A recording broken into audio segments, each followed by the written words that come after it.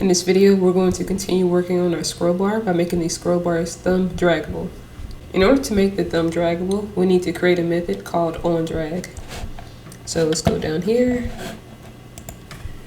and create the method. We'll do define onDrag self event. Next, we'll set self.dragging equal to true. So self.dragging is equal to true. Then we'll get the current mouse position. So we'll do drag underscore position is equal to event.y if self.orient is equal to vertical. Make sure you use two equal signs there. Else we use event.x. Okay. Now we'll get the size of the scroll bar's track. So size is equal to self.winfo underscore height if self.orient is equal to vertical, else we're going to use self.winfo underscore width. The next thing we'll do is calculate the maximum distance the thumb can travel. So we'll do max underscore position is equal to max size minus self.thumb underscore size and then 1. Okay.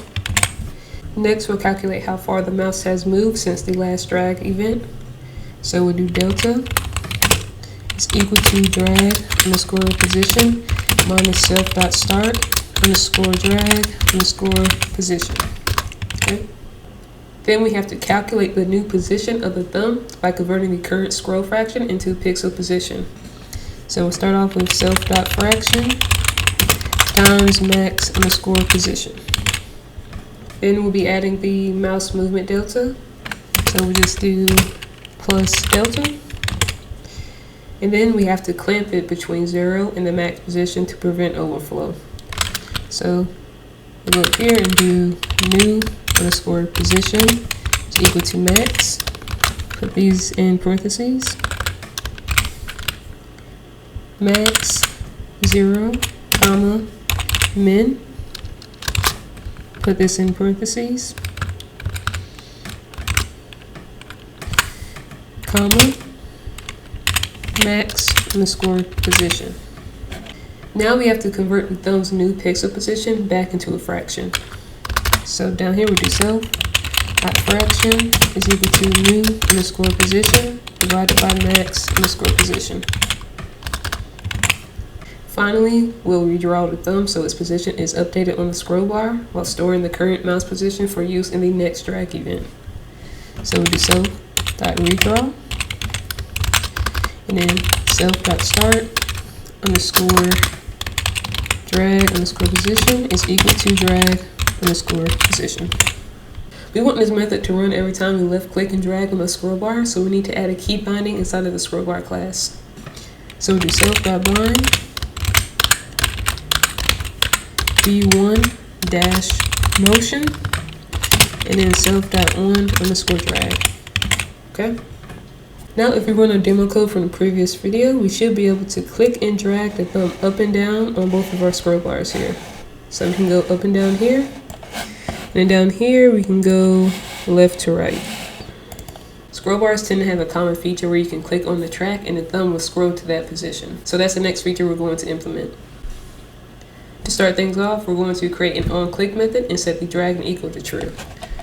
So again, underneath our onDrag method, we'll do define onClick self event and then set self.dragging equal to true.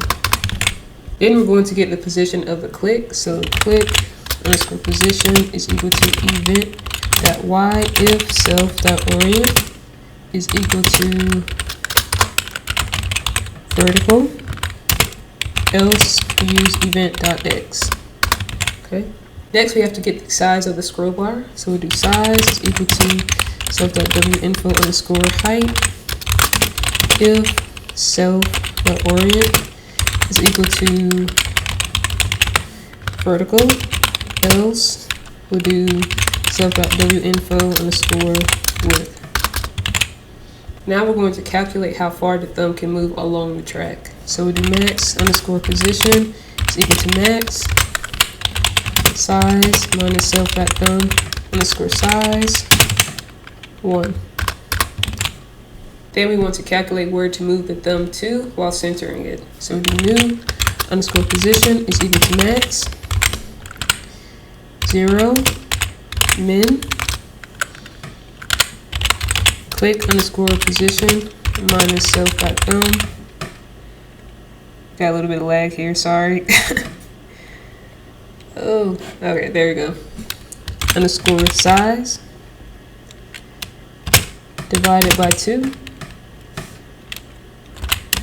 max underscore position. Okay. Next, we convert the new position to a fractional scroll percentage. So we do self.fraction is equal to new underscore position divided by max underscore position. Now we're going to redraw the thumb so that it's drawn in its new position on the track. So we do self.redraw. Then we're going to update the start drag position. So self.start underscore drag underscore position is equal to click underscore position. So we're done with the onClick method. Next we have to create an onRelease method to end the drag state and reset the thumb color. So underneath here we do define on underscore release self event is equal to none. We're going to set self.dragging equal to false, and then we'll do self.idle config thumb field is equal to self.options.get thumb underscore color hashtag. All right. Now the last thing we have to do is create bindings for both of these methods inside of the Scrollbar's init function. So back up here, we'll do self.bind button -1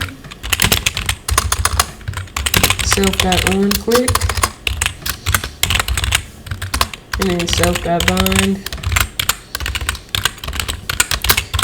button release -1 self.on_release. So now if you run the code, you should be able to click directly on the track and the thumb will automatically move to that position there. So this is the vertical scroll bar here. Now for the horizontal scroll bar, you should be seeing the same thing here. All right. So in the next video, we're going to make it where the scroll bar can actually scroll content that is inside of other widgets. Thank you for watching.